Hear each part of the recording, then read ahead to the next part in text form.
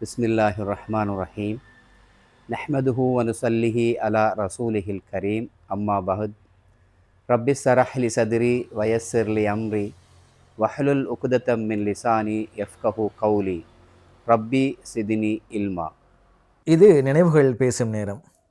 எமது அன்பு தாய் பாடசாலையான அஹோராபுல முஸ்லீம் வித்யாலயம் தனது 75 ஆண்டுகளை நிவர்த்தி செய்து பவள விழாவை கொண்டாடி கொண்டிருக்கிற தருணத்தில் எமது பாடசாலையில் இதுவரை காலமும் கடமையாற்றிய அதிபர்களை நேரில் கண்டு அவர்களுடைய அனுபவங்களையும் ஆசிகளையும் பெற்று வருகிறோம். அந்த வகையில் என்றும் எமது மனங்களில் நீங்காக இடம் பிடித்த ஆசிரியர் அதிபர் என்பி நசார்தீன் அவர்களை இன்று நாம் சந்தித்திருக்கின்றோம். அஸ்ஸலாமு அலைக்கும் வரஹ்மத்துல்லாஹி வபரகாத்துஹு சார். வலைக்கும் அஸ்ஸலாம் வரஹ்மத்துல்லாஹி வபரகாத்துஹு.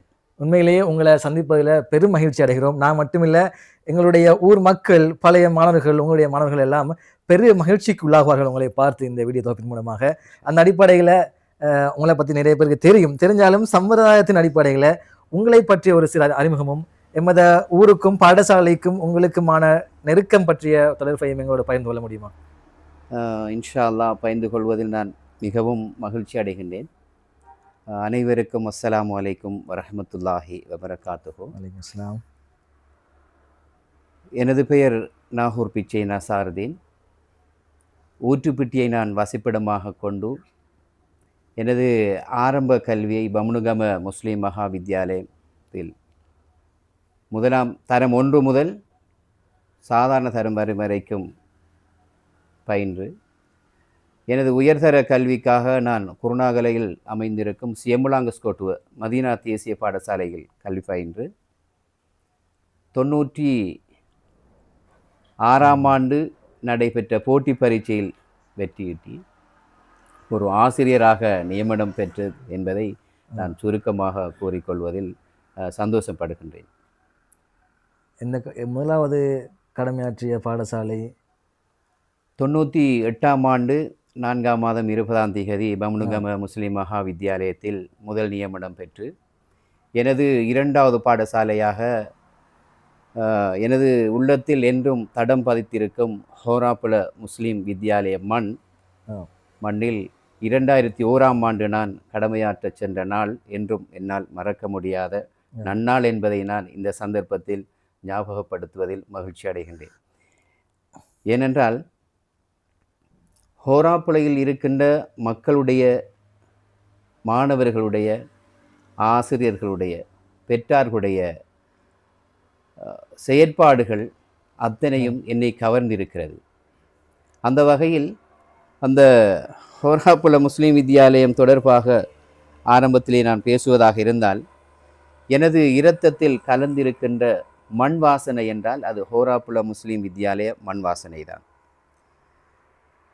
அன்றிலிருந்து அந்த மண்ணும், அன்றைய மாணவர்களும், அன்றைய பெற்றார்களும் என் உலகம் என நான் நினைத்து எனது ஆசிரியர் பணியை மேற்கொண்டதுண்டு. நான் வேறு ஊரில் பிறந்தாலும் வளர்ந்தாலும் என்னுடைய ஆசிரியர் வரலாற்றில் என்னை சிறந்த ஒரு அறிவாளியாகவும் ஆசானாகவும் மாற்றிக்கொள்வதற்கு ஹோராபுல முஸ்லீம் வித்யாலய மண் தடம் பதித்திருக்கிறது என்பதை நான் இந்த இடத்திலே மிகவும் உள்ளார்ந்த ரீதியாக மகிழ்ச்சியோடு தெரிவிப்பதில் மகிழ்ச்சி அடைகின்றேன். ஒரு சிறந்த ஆசிரியர், அதையும் தாண்டி எமது மாணவர்களின் சிறந்த வழிகாட்டியாகவும் இருந்திருக்கிறார். அந்த அடிப்படையில் நான் உங்களிடம் கேட்க எத்தனிப்போம் அடுத்த கேள்வி என்னவென்றால், உங்களை இந்த ஆசிரியர் பணிக்கு, இந்த ஆசிரிய தொழிலை பெற்றுக்கொள்வதற்கு எது உந்து சக்தியாக இருந்தது? தேர்ந்தெடுக்க என்ன காரணம்? அது சம்பந்தமாக எங்களோட பகிர்ந்து கொள்ளுங்களேன். நல்லதொரு கேள்வி என நான் கருதுகிறேன். உலகிலே வாழுகின்ற பொழுதோ மனிதனுக்கு பல்வேறு வகைப்பட்ட தொழில்களை தேடக்கூடிய வாய்ப்பு இருக்கிறது. நான் ஒப்பீட்டு ரீதியாக பார்க்கின்ற பொழுதோ எல்லோரையும் உருவாக்குகின்ற தொழில் ஒரு ஆசிரியர் தொழில். பாடசாலைக்கு சென்றால் சிறு மலர் செண்டுகள் ஓடி வருவது போன்று மாணவர்கள் அனைவரும் வந்து சலாமுரைப்பதும் மகிழ்ச்சி கொடுப்பதும், மாணவர் சமூகங்களோடு உறவாடி அவருடைய தேவைகளை அறிந்து அவர்களோடு கலந்துரையாடி பேசி அவர்களுக்கான கல்விகளை வழங்க வேண்டும் என்பது சிறுபராயத்திலிருந்தே எனது உள்ளத்தில் ஏற்பட்ட ஒரு எடுகோள். அந்த வகையில் ஏனைய தொழில்களும் சிறந்த தொழிலாக இருந்தாலும் அத்தனை தொழில்களுக்கும் அடித்தளமாக இருக்கின்ற இந்த ஆசான் என்ற தொழில். ஆசிரியர் தொழிலை தெரிவு செய்வதில் நான் மிகவும் ஆசையோடு சிரமத்தோடு அதனை பெற்றிருக்கிறேன் என்பது ஞாபகப்படுத்த விளைகின்றேன். சிறுபிராயம் தொட்டே ஒரு ஆசிரியராக வர வேண்டும் என்று ஆசை கொண்டு ஆசிரியராக ஆகி, அது மட்டுமல்லாமல் அந்த ஆசிரியர் தொழிலை சரிவரச் செய்து பல உள்ளங்களை வென்று ஒரு சிறந்த ஆசிரியராக இன்றும் நீங்கள் சேவையாற்றிக் கொண்டிருக்கின்றீர்கள். அந்த அடிப்படையில் எமது பாடசாலை ஹோராப்பளம் முஸ்லிம் வித்தியாலயத்திற்கு நீங்கள் ஆசிரியராக வந்த முதல் நாள் உங்களுக்கு ஞாபகம் இருக்கிறதா? அந்த அனுபவம் எப்படி இருந்தது? அந்த அனுபவத்தை எங்களோடு பகிர்ந்து கொள்ள முடியுமா? உண்மையிலேயே ஒரு பெருமதியான ஒரு ஞாபகத்தை மீட்டிக் கொள்கின்ற ஒரு நாள். 2001ஆம் ஆண்டு 3ஆம் மாதம் 21ஆம் தேதி ஹோராப்பளம் முஸ்லீம் வித்தியாலயத்துக்கு எனது 2வது பாடசாலைக்கு இடமாற்றம் கிடைக்கிறது. நான் உண்மையிலேயே அந்த தேசத்தில் பஹலகமையில் ஒரு ஆசிரியையை திருமணம் முடித்ததன் அது ஒரு காரணம் அங்கே வருவதற்கு. அன்றைய தினம் நான் வருகின்ற பொழுது பாடசாலைக்கு ஒரு தயக்கமாகவும் இருந்தது. ஏனென்றால் ஒரு புதிய ஒரு சமூகத்தோடு நாங்கள் உறவு வைக்கப் போகிறோம். புதிய மாணவர்கள், புதிய ஆசிரியர் குலாத்தினர்கள், எனது 2வது அதிபர், புதிய அதிபர், புதிய பேரண்ட்ஸ், இவர்களை நான் என்னால் சமாளித்து கொள்ள முடியுமா? ஏனென்றால் அந்த காலகட்டத்தில் நான் ஒரு சிறிய வயதுடைய ஒரு ஆசிரியர். உண்மையிலேயே மறக்க முடியாத நாள் என்றால் அதுவும் ஒரு பெருமதியான ஒரு நாள் என்பதை நான் இந்த இடத்திலே ஞாபகப்படுத்துவது சாலச் சிறந்தது என நான் கருதுகின்றேன். ஆம், நசார்தீன் சேர் என்றாலே நிறைய மாணவர்களின் மனதை கவர்ந்த ஆசிரியர், மனதை வென்ற ஆசிரியர். இவ்வாறு எல்லோருடைய மனதிலும் இடம் பிடிக்கக்கூடிய ஒரு ஆசிரியராக நீங்கள் திகழ்ந்ததற்கான அந்த ரகசியம் என்ன சார்? அது எப்படி நீங்கள் அப்படி எல்லாரும் மனதையும் வென்ற ஒரு மாணவர், ஒரு ஆசிரியராக இருந்திருக்கீங்க? நான் நினைக்கிறேன், பாடசாலையில் மாணவர்களோடு ஈடுபடுகின்ற பொழுது ஒரு ஆசிரியருடைய நடவடிக்கை கற்றல் செயற்பாடு மட்டும்தான். அங்கே கற்றுக் கொடுக்கின்ற கற்பித்தலில் ஈடுபடுகின்ற நடவடிக்கைகள் மாத்திரம்தான் ஈடுபடுவதற்கான வாய்ப்பு இருக்கிறது. இருந்தாலும் அதனை தாண்டி சில வேளைகளில் மாணவர்கள் பாடசாலைக்கு வருகின்ற விதங்களையும் அவருடைய உடல் தோற்றங்களையும் முகபாவனைகளையும் இனங்கண்டு அவர்களுக்கான வழிகாட்டல்களை ஆலோசனைகளையும் மெருகூட்டலாக வழங்குகின்ற பொழுது உண்மையிலேயே மாணவர்கள் அனைவரும் ஒரு ஆசானை விரும்பக்கூடிய தன்மை அங்கு உருவாகும் போல் தென்படுகிறது. அந்த வகையில் நான் என்னுடைய கற்றல் நடவடிக்கைகளோடு மேலதிகமான நேரங்களையும் மாணவர்களோடு கழித்திருக்கிறேன். அதுதான் அதனுடைய ரகசியமோ தெரியவில்லை. ஒரு தலைமுறையின் ஒரு சிறந்த வழிகாட்டியாக இருந்திருக்கிறீர்கள் என்பதில் எந்த மாற்று கருத்தும் இல்லை. அந்த அடிப்படையில் எமது பாடசாலையில் நீண்ட காலமாக நீங்கள் சேவையாற்றிருக்கிறீர்கள். அந்த காலப்பகுதியில் நடந்த சம்பவங்கள் உங்கள் மனதில் இன்றும் நினைவில் இருக்கக்கூடிய சம்பவங்கள் ஏதாவது எங்களோட பகிர்ந்து கொள்ளுங்களேன். அதிகமான நினைவலைகள் இந்த வேளையில் ஓடிய போதும் குறிப்பிட்ட விடயத்தை நான் தொட்டு காட்டுவது பொருத்தம் என கருதி, உண்மையிலேயே அந்த காலங்களில் கல்வி கற்றுக் கொடுக்கின்ற பொழுது சில மாணவர்கள் பின்தங்கிய நிலையிலே இருப்பார்கள். அவர்கள் ஆசான்களோடு மாணவர்களோடு நண்பர்களோடு முரண்படக்கூடிய மாணவர்கள். அந்த அவர்களுடைய தேவையை நான் உணர்ந்து அவருடைய இல்லங்களுக்கு சென்று அவர்களை அழைத்து பாடசாலைக்கு வர சொல்லி புத்திமதிகள் கூறி, மாஷா அல்லாஹ், சந்தோஷமான செய்தி, தற்பொழுது அவர்கள் கல்வியிலே தடம் பதித்து ஆசான்களாக இருக்கின்றார்கள். பெயரை இந்த இடத்திலே நான் கூறுவது அந்த அளவு பொருத்தம் இல்லை என நான் கருதுகிறேன். ஏனென்றால் அவர்கள் என்னை கண்டவுடனே, தற்பொழுதும் அவர்கள் என்னை கண்டவுடனே ஓடி வந்து, சார், உங்களால் தான் சார் நான் ஆசானாக இருக்கிறேன் என்று பேசுகின்ற அந்த மகிழ்வு அலையானது என்றும் மறக்க முடியாத சம்பவங்கள். இவ்வாறு பல்வேறு வகைப்பட்ட நிலைகள் இருக்கிறது. எமது பாடசாலையில் ஒரு சிறந்த ஆசிரியராக நீண்ட காலம் சேவையாற்றிருக்கிறீங்க. அது மட்டும் இல்லாமல் அதிபராக சேவை புரிந்திருக்கிறீங்க. இந்த 2 காலகட்டங்களையும் நீங்கள் எவ்வாறு பார்க்குறீங்க? அதோட அதிபராக நீங்கள் சேவையாற்றிய காலங்களில் உங்களுக்கு நிறைய சவால்கள் இருந்திருக்கும். அந்த சவால்களை பற்றி நீங்கள் எங்களோட பகிர்ந்து கொள்ளுங்களேன். பகிர்ந்து கொள்வதில் மிகவும் ஆசை கொள்கிறேன்.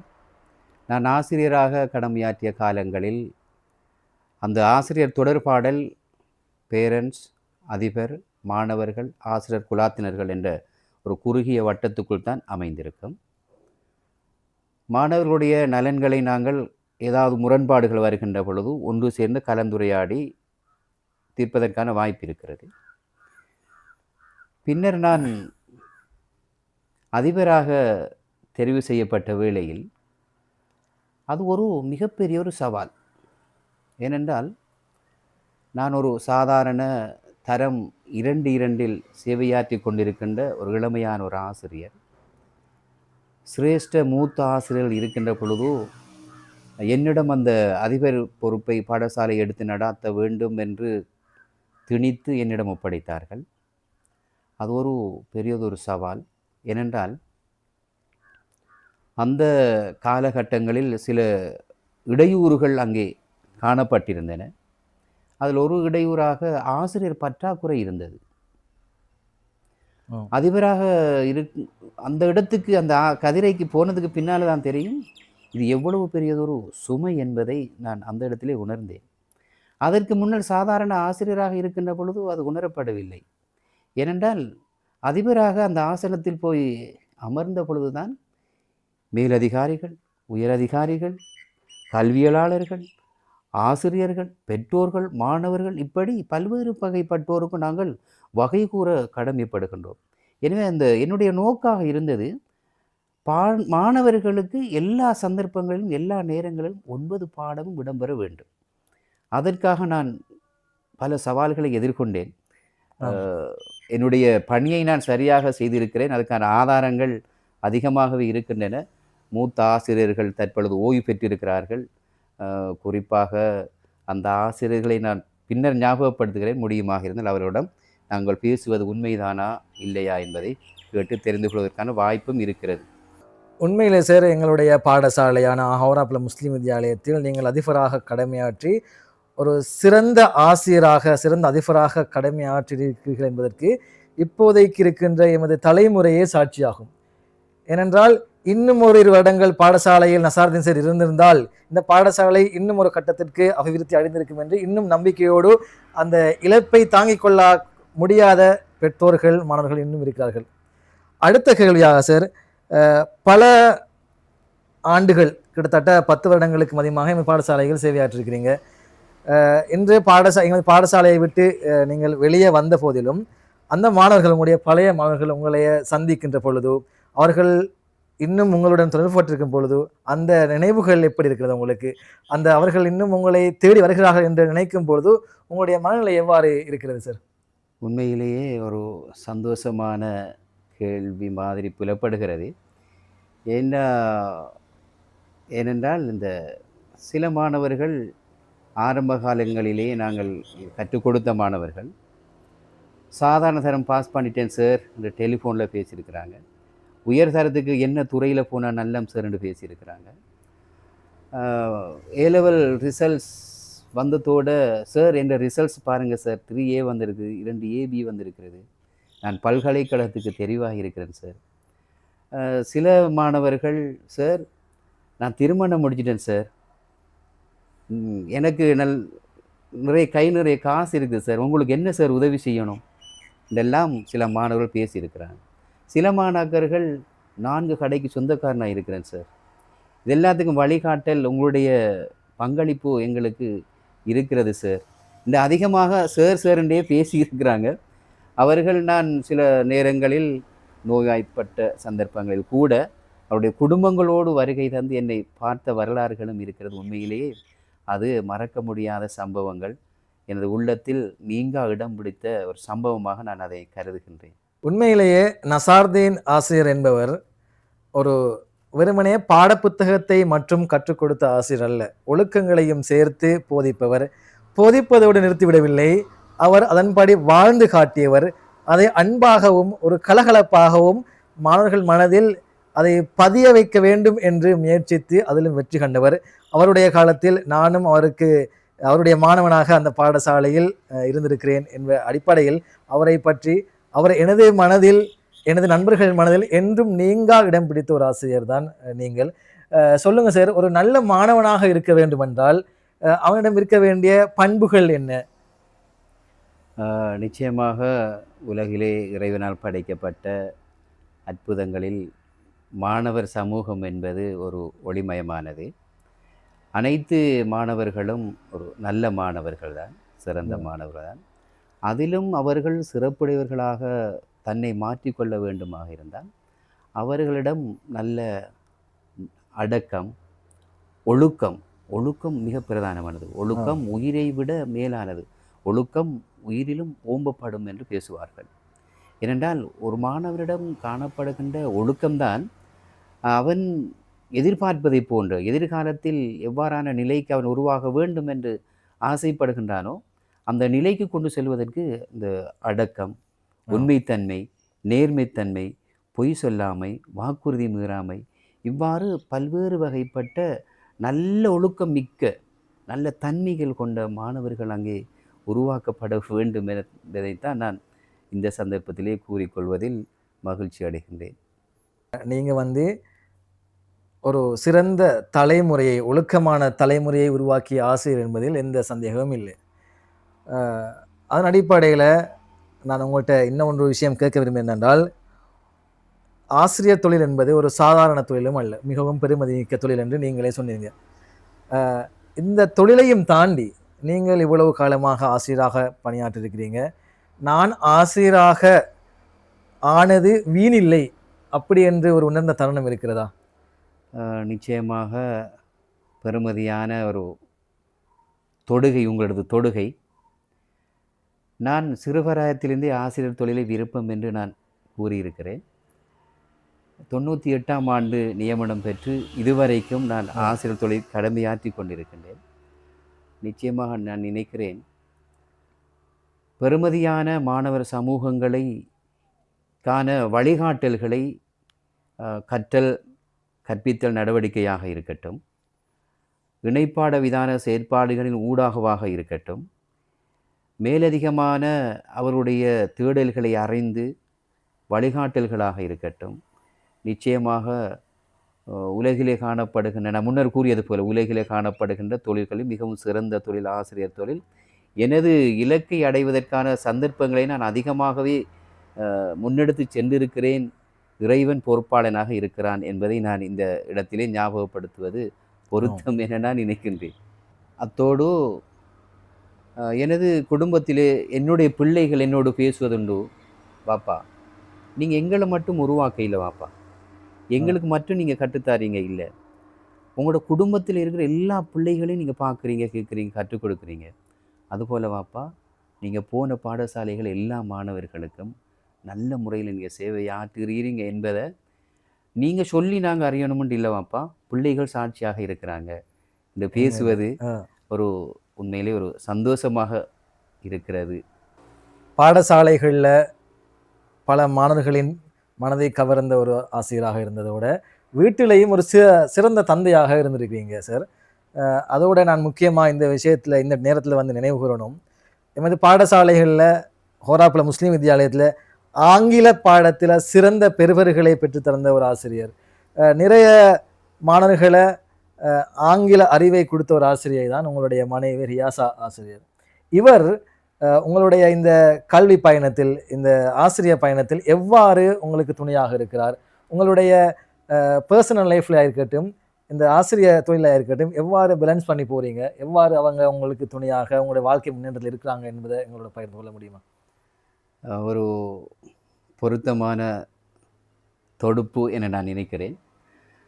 ஆசானாக ஹோராப்புல முஸ்லீம் வித்யாலயத்தில் சேவையாற்றுகின்ற பொழுது அவர்களும் என்னுடைய குலாத்திலே இருந்து கொண்டார்கள். பிறகு அதிபராக இருக்கின்ற பொழுதும் ஆங்கில ஆசிரியராக நியமனம் பெற்று வருகை தந்திருந்தார்கள்.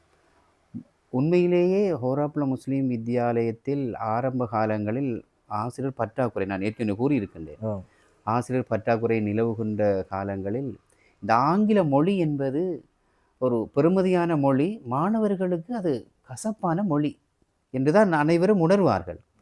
ஆனால் ஏனென்றால் ஏற்கனவே இருந்த ஆங்கில ஆசிரியர்கள் வேற்று மதத்தவர்கள், அவர்களுக்கு ஆங்கிலத்தை கற்றுக் கொடுப்பதா சிங்களத்தை கற்றுக் கொடுப்பதா இவர்களுக்கு எதுவுமே தெளிவாகுது இல்லையா. அதாவது ஒரு டொஃபி ஒன்றை நாங்கள் உரிக்காமல் வாய்க்க போடுற மாதிரி, விழுங்கிக் கொள்ளவும் இல்லாத அவுட் பண்ணி கொள்ளவும் இல்லாத டொஃபியே பெருமதியே அந்த அந்த மாதிரியான ஒரு காலத்தில் தான் ரியாஸ் ஆசிரியர் ஹோராப்புலம் முஸ்லீம் வித்யாலயத்துக்கு ஆங்கில ஆசிரியராக வந்தாங்க. அந்த சந்தர்ப்பத்தில் அதுக்கு பின்னால் இப்போ நீங்களே அதை உங்களோட கேள்வியில் சொன்னீங்க, ஒரு நல்ல ஒரு ஆசிரியர் நல்லா படிப்பிச்சாங்க, அதனால தான் இன்றைக்கு அதிகமான மாணவர்கள் ஆங்கில அறிவுடையவர்களாக மாறி இருக்கிறாங்க. உண்மையிலே. ஆசிரியர் நியமனங்கள் பெற்றிருக்கிறாங்க. அது ஒரு சந்தோஷம் மாதிரி. அதுபோலவே என்னுடைய துணைவியாக இருக்கின்ற அவர் ரியாஸ் ஆசிரியை என்னுடைய பார்ட்னர் என்றா அது உண்மையிலேயே மிகையாகாது. சில சந்தர்ப்பங்களில் நான் நோய்வாய்ப்பட்டிருக்கிறேன். ஆழமான நோய்களுக்கு நான் அடித்தளம் சென்று மேலே எழுந்திருக்கின்றேன். என்னை எழுப்புவதிலே, தட்டி கொடுப்பதிலே தைரியமாக உளதைரியத்தை கொடுத்தது ரியாஸா என்றால் அது மிகையாகாது. அதுபோல எல்லா வகையிலும் என்னுடைய குடும்பமாக இருக்கட்டும், பாடசாலை சமூகமாக இருக்கட்டும், அ பிற சவால்கள் வருகின்ற பொழுதும் கூட துணையாக நின்று தைரியமாக ஆலோசனை வழங்குகின்ற ஒரு பெறுமதியான மனைவியைத்தான் நான் தேர்ந்தெடுப்பதற்கு இறைவன் எனக்கு அருள் புரிந்திருக்கிறான் என்பதை நான் இந்த இடத்திலே ஞாபகப்படுத்துவது பொருத்தம் என நான் கருதுகின்றேன். உங்களுடைய இந்த கருத்துக்களும் அனுபவங்களும் எங்களுக்கு நிறைய சந்தோஷத்தை தருகிறது சார். அடுத்ததாக நாங்கள் எங்களுடைய பாடசாலை இப்பொழுது பவள விழாவை கொண்டாடி கொண்டிருக்கிறது. இது பற்றிய உங்களுடைய கருத்துக்களும், நமது பாடசாலையின் அடுத்த கட்ட நிகழ்வுகள் எவ்வாறு அமைய வேண்டும், அது பற்றி உங்களுடைய கருத்துக்களும், நீங்கள் இந்த மாணவர்களுக்கும் பழைய மாணவர்களுக்கும் ஊர் மக்களுக்கும் என்ன சொல்ல விரும்புகிறீங்க, அதையும் எங்களோட பகிர்ந்து கொள்ளுங்கள் சார். நல்ல ஒரு நேர்முக வர்ணையில் இறுதி அங்கத்தை நாங்கள் அடைய போகிற சந்தர்ப்பமாக இருக்கிறது. உண்மையில் 75வது ஆண்டு நிறைவு காணப்படுகின்ற இந்த பவள விழா ஹோராப்புலம் மண்ணில் மிகவும் அது ஒரு பெறுமதியான நாளாக இருக்கும், சந்தேகமில்லை. ஏனென்றால் அதிகமான பாடசாலைகளோடு எமது பாடசாலை, அதாவது என்னுடைய பாடசாலை, உங்களுடைய பாடசாலை, இதிலே வர்ணனையில் ஈடுபடுகின்றவருடைய பாடசாலையானது ஏனைய பாடசாலைகளோடு எல்லா வகையான போட்டிகளும் ஈடுபட்டு முதன்மை நிலை கண்ட பாடசாலை.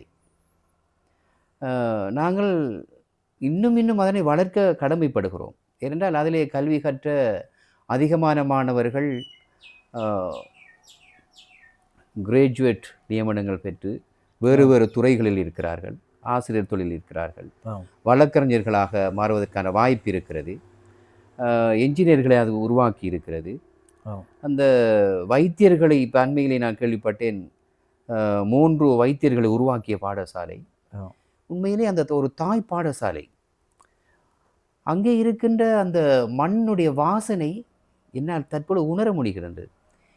இருந்தாலும் மேலும் அதனுடைய வளர்ச்சிக்காக ஒரு ஊரில் ஒரு மனிதனுக்கு 2 கண்கள் என்று பேசுவார்கள். ஒரு மனிதனுக்கு 2 கண்கள், 2 பாதைகள், 2 பாதைகள், ஒன்று நேரிய பாதை, ஒரு மறை பாதை. 2 கண்களும் சரியாக இருந்தால்தான் அந்த நேரிய பாதையில் அவனால் செல்ல முடியும். அதுபோல ஒரு ஊரினுடைய முதல் கண்கள் 2ம், முதலாவது பள்ளிவாசல், அடுத்தது பாடசாலை. அதிகமான பெற்றோர்கள், மாணவர்கள், உறவினர்கள் அனைவரும் அந்த ஆன்மீக ரீதியான பள்ளிவாசலுக்குத்தான் உதவிகளை புரிந்த வண்ணமே இருந்து கொண்டிருக்கிறார்கள். உண்மையிலேயே ஒரு நல்ல விடயம், அது இடம்பெறத்தான் வேண்டும், சந்தேகமில்லை. இருந்தாலும் எங்களது பாடசாலையில் ஒரு சமூக பற்றுடைய ஒழுக்கமிக்க மாணவர்களை, கல்வியலாளர்களை, அறிஞர்களை, புத்திஜீவிகளை உருவாக்குகின்ற ஒரு அடித்தளமாக இருக்கின்ற மண் என்றால் அது பாடசாலை தான். அதில் சந்தேகம் இல்லை. இதற்கும் அங்கே இருக்கின்ற அதிபருக்கு, ஆசிரியர் குலாத்தினர்களுக்கு, இந்த பவள விழாக்காக ஈடுபடுகின்ற குழுவினர்களுக்கு அனைவருமாக ஊரிலே இருக்கின்ற பணம் படைத்தவர்கள், வசதி உடையவர்கள், வெளிநாடுகளிலே இருக்கின்ற நலன் விரும்பிகள், நல்ல சம்பளம் எடுக்கின்றவர்கள் எமது ஊருக்கு பாடசாலைக்கு ஏதாவது செய்ய வேண்டுமாக இருந்தால் நிச்சயமாக அவர்கள் செய்வதற்கு கடமைப்பட வேண்டும். ஏனென்றால் ஒரு விழா எடுப்பது ஒரு இலகுவான விடயம் அல்ல. விழா எடுப்பதன் நோக்கமாக இருப்பதும் எதிர்காலத்திலே நல்ல ஒரு சிறந்த மாணவர் சமூகத்தை உருவாக்க வேண்டும் என்பதுதான். இது ஒரு சவாலான ஒரு காலம், இலகுவான காலம் அல்ல. இது ஜெனரேஷன் நாளுக்கு நாள் மாறிச் செல்கின்ற ஒரு காலம். உலகத்திலே காணப்படுகின்ற அறிவுகளுக்கு நாங்கள் சவால் கொடுக்கக்கூடிய மாணவர்கள் உருவாக்கப்பட வேண்டிய ஒரு காலம். இந்த தேவைகளை உணர்ந்துதான் இந்த பவள விழா ஏற்பாடு செய்யப்பட்டிருக்கும் என நான் கருதுகிறேன். எனவே எதிர்காலத்தில் இப்போ விஞ்ஞான வளர்ச்சி ரீதியாக நோக்குகின்ற பொழுது நாங்கள் முதலிலே பேசியிருக்கின்றோம். ஜெனரேஷனுடைய காலம், எஸ்எம்எஸ் காலம், டேட்டா காலம், இப்படி பல்வேறு வகைப்பட்ட காலம். ஆனால் தற்பொழுது இந்த ஏஐ தொழில்நுட்பம் வந்ததுக்கு பிற்பாடு மாணவர்களுடைய கல்வி நடவடிக்கைகளை விஞ்ஞான ரீதியான தொழில்நுட்ப ரீதியான வளமிக்க மாணவர்களை உருவாக்க வேண்டிய தேவை எனக்கும் இருக்கிறது. நான் இருக்கிறேன், இதில் ஈடுபட்டு கொண்டிருக்கின்ற அனைவருக்கும் இருக்கிறது. நிச்சயமாக. ஆகவே நாங்கள் அனைவரும் இவ்வாறான எதிர்காலத்திலே இடம்பெற இருக்கின்ற அறிவு ரீதியான சவால்களுக்கு எல்லா துறையிலும் மாணவர்களை உருவாக்க வேண்டிய தேவை அந்த ஹோராப்புல முஸ்லீம் பாடசாலை மண்ணுக்கு இருக்கிறது, அந்த கட்டிடங்களுக்கு இருக்கிறது, அந்த மைதானத்துக்கு இருக்கிறது. நாங்கள் அழகாக அந்த பாடசாலையை சுற்றி மதில் கட்டியிருக்கிறோம். அழகான காட்சியாக இருக்கிறது. மேலும் அவர்களுடைய வளர்ச்சிக்காக யாது செய்யலாம் என்ற தோரணையில் சிந்தித்து செயற்பட்டு அவர்களுக்கு நாங்கள் உதவி புரிவது தான் நான் என்னுடைய பழைய மாணவர்களுக்கு கூறிக்கொள்ள விரும்புகின்ற ஒரு உன்னதமான நிலைப்பாடு. இதனை பார்க்கின்ற என்னுடைய மாணவர்கள், கேட்கின்ற என்னுடைய மாணவர்கள் நிச்சயமாக உதவி செய்வார்கள் என நான் நினைக்கின்றேன். இன்ஷா அல்லாஹ் எதிர்வருகின்ற 6ஆம் மாதம் 6ஆம் திகதி இடம்பெறுகின்ற 75வது ஆண்டு பவள விழா கொண்டாட்டத்திலே இறைவனுடைய அருளால் நிச்சயமாக நானும் கலந்து கொள்வதற்கு, எனது குடும்பம் சகிதம் கலந்து கொள்வதற்கு நான் ஆசைப்பட்டிருக்கின்றேன். நிச்சயமாக பழைய மாணவர்களும் பூரணமான ஒத்துழைப்புகளை வழங்கி கலந்து கொள்வார்கள் என நான் வேண்டிக் கொள்கின்றேன். அத்தோடு இந்த குழுமத்திலே ஈடுபட்டிருக்கின்ற தலைவர், செயலாளர், பொருளாளர், ஏனைய உறுப்பினர்கள் அனைவர்களுக்கும் ஒரு பெறுமதியான எதிர்காலம் உருவாக வேண்டும் என்ற வாழ்த்துக்கள் எனது இதயத்திலிருந்து ஊற்றெடுக்கின்றன. இறுதியாக எதிர்வருகின்ற பவள விழா சிறப்பாக நடாத்துவதற்கு அனைவரும் ஒத்துழைக்க வேண்டும் என்று என்னுடைய ஆழ் மனதிலிருந்து வெளியே வரும் வாழ்த்துக்களை தெரிவித்து விடைபெறுவதில் மகிழ்ச்சி அடைகின்றேன். அஸ்ஸலாமு அலைக்கும் வரஹ்மத்துல்லாஹி வபரகாத்துஹு. சாலையில் கற்று இன்றைக்கு பணம் படைத்தவர்களாக, தொழிலதிபர்களாக நிறைய பேர் இன்றைக்கு வெளியில் இருக்கிறார்கள். அவர்களுடைய அந்த பொருளாதார பலம் கிடைக்கின்ற பட்சத்தில் மற்றும் கல்வித்துறையிலேயே சிறந்து விளங்கக்கூடியவர்கள் இருக்கிறார்கள். அவர்களுடைய அறிவும் ஆலோசனையும் ஒத்தாசைகளும் கிடைக்கின்ற பட்சத்தில் எமது பாடசாலையில் பாரிய அபிவிருத்தியை ஏற்படுத்த முடியும் என்பதில் சந்தேகமில்லை. அந்த அடிப்படையில் இதுவரை நேரமும் உங்களுடைய பொன்னான நேரத்தை மிகவும் வேலைப்பளவுக்கு மத்தியில் இருக்கின்ற நீங்கள் எங்களுக்காக ஒதுக்கி உங்களுடைய அனுபவங்களையும் ஆசிகளையும் வழங்கியிருந்தீர்கள். அதற்கு முதற்கான் நன்றிகளை கூறி இந்த வீடியோ தொகுப்பை முடித்துக் கொள்கின்றேன். ஜஸாக் அல்லாஹ் ஹைரா சார். ஜஸாக் அல்லாஹ் ஹைர். அல்லாஹ் ரஹ்மத் செய்வானா.